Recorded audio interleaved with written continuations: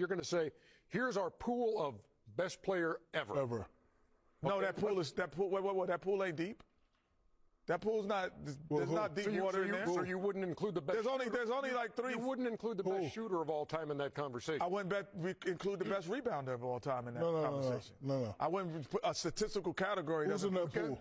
That pool is very thin. Who's in it? Michael Jordan. Got it. LeBron James. Yes. Kareem Abdul-Jabbar. Yes. And then we start reaching. No, you don't reach. Mr. Bean? Who? Mr. Kobe Bean's not in that conversation? He's right. He's next. Then we start reaching. No. We start reaching after. Kobe Bean, and I'm saying I think I put Steph Curry in that conversation. I'm just saying, to me, those are. But the truth is, man, Kareem is the most overrated player in NBA history. He don't belong in no GOAT debate. I'ma say he don't belong in the top 5 debate or the top 10 debate, right?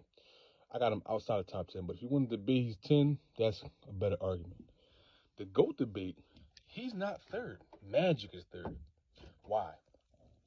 Because in the 70s, Kareem did not dominate. Kareem has 1 championship in the entire decade, but he got 5 MVPs, and he won an MVP in the same season that he actually missed the playoff, which is ridiculous. 1980 happens, Magic Johnson gets drafted, they go right to the finals, win the finals, and Kareem gets hurt in game 6 or whatever it was. They didn't play the whole game, and Magic won finals MVP, right?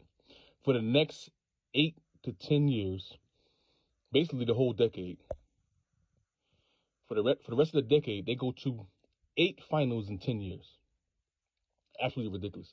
Magic is the engine the entire time. So if there is a debate on who the top 3 players of all time is, it's not really a debate, and it's obvious. It's Jordan, it's LeBron, it's Magic. That 4th spot to me is Duncan. I think Duncan is the best big man of all time. Consistently running through, 50-plus game wins all his whole career. Always going to the playoffs, rocking and rolling, right? Duncan is the reason why Shaq and Kobe don't have 5 championships all in a row. 99, their 3-peat, then 03. Then Duncan, again, he has a 9-year period where he has 4 championships, just like Shaq. So, like I said, I think Duncan is the absolute best player of the 2000s and the best big man of all time. But then even you go down the list, the best center of all time is who? Shaq? Hakeem Olajuwon? My debate is Kareem better than Moses Malone? That's the actual debate. So, to me, it's the top 3 centers of all time. It's Shaq, Hakeem, and then is it Moses Malone or Kareem, to me.